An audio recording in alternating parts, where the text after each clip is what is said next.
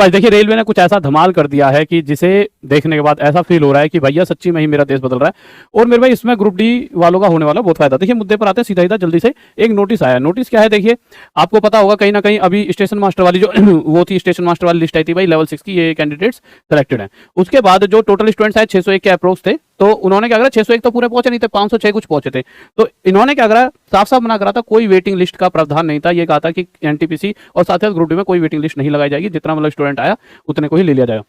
परंतु अगर आप यहाँ क्लिक करोगे, जैसे आरआरबी चेन्नई पर मैं हूं और यहाँ पर एक आया क्लिक है list of additional candidates short listed, तो इस तरह से एक नोटिस आया। और ये नोटिस ग्रुप डी वालों के लिए भी एक अच्छी खबर है। और साथ ही साथ क्यों अच्छी खबर है, देखिए जैसा कि वहां पे पहले कहा गया था, आपने एक नोटिस आया था ग्रुप डी वालों के लिए भी कि भाई जितना स्टूडेंट आएगा डीवी में, फर्स्ट डीवी में, उसके हिसाब से ही उतने ही बच्चे ले लिए जाएंगे, कोई एब्सेंट होगा तो फिर उस पर ध्यान नहीं दिया जाएगा। बट यहाँ पर देखिए इन्होंने साफ साफ कहा है कि further to the notice dated 7/9/2022 the following candidates bearing the roll number 15 arrange in ascending order not in order of merit horizontally have been provisionally shortlisted for document verification DV and medical examination down from the merit list in order to fill the shortfall in emplacement of candidates for the post of station master in pay level 6 due to absent rejection unfit in A2 medical standard. कि सबसे main चीज क्या है, सबसे नीचे वाली line में ना, और इसमें कुछ भी ऐसा मेन नहीं है। देखिए क्या लिख रखा है यहाँ पे, इस लाइन को आपको समझना होगा।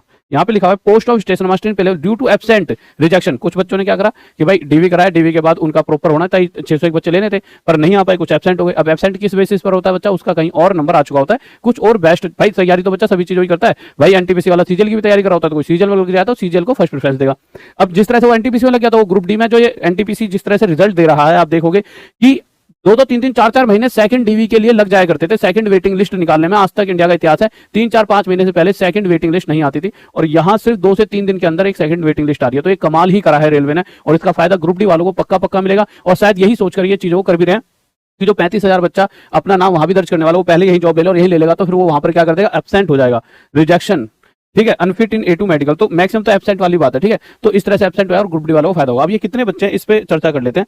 ये टोटल बच्चे 96 लेने थे, बट अभी 68 लिए हैं, यानी कहीं ना कहीं कुछ थोड़े बहुत और बच्चे जो रह गए हैं उनका क्या है कि डीवी में उनका टाइम लग रहा है, तो उसको आगे उनकी लिस्ट आ जाएगी, ठीक है। बट मुद्दा यह है कि अगर वेटिंग लिस्ट निकाली गई है तो एक अच्छी खबर है ग्रुप डी वालों के लिए भी। नहीं तो इस तरह से लग रहा था कि वेटिंग लिस्ट को नहीं दिया जाएगा, क्योंकि एक पहले कुछ नोटिस आया था, बट शायद इन्होंने चीजों में बदलाव कर लिया हो। तो देखिए अपने हिसाब से जो भी करा, पर अच्छी चीज है कि भाई अगर सभी बच्चे नहीं पहुंच पा रहे तो जो बाकी के बच्चे बचे हुए हैं तो उन्हें बुलाकर उन्हें जॉब दी जाए। क्योंकि अगर सीटें मतलब 1 लाख है तो 1 लाख पूरी भरवाई जाए, जिससे कि हर बच्चे को जॉब मिल पाए, कि जो बच्चा लायक है, जिससे कि कट ऑफ भी कम से कम जा सकती है, मतलब कि बहुत कम नंबरों पर भी बच्चा सिलेक्शन ले सकता है अगर ये मतलब इस तरह से चीजों को करेंगे। तो कि एनटीपीसी वालों को पहले क्लियर करके, और ये चीज तो हर बच्चा भी चाह रहा था और हर टीचर भी, ये इस तरह से चीजें होनी चाहिए। पहले एनटीपीसी वालों का हो जाए एक बार पूरा सिस्टम क्लियर, फिर ग्रुप डी वालों का। अब देखिए यहाँ से 2 बातें और निकल कर आती हैं। कुछ बच्चे जिनका मार्क्स कमाए, चाहे वो एनटीपीसी में भी नहीं और ग्रुप डी में भी, देखिए हो सकता है कि बहुत बच्चों को दुख हो रहा होगा और दुख होना भी बनता है, परंतु देखिए हार नहीं माननी। जिस तरह से चीजें तेजी से चल रही हैं, और मतलब मुझे ऐसा फील होता है कि बहुत जल्द ही बहुत सारी और वैकेंसी आने वाली हैं, और शायद भगवान ने आपके लिए कुछ और अच्छा सोच रखा हो। हाँ, अभी आप खुशी मनाएं कि कुछ हमारे भाई बंधु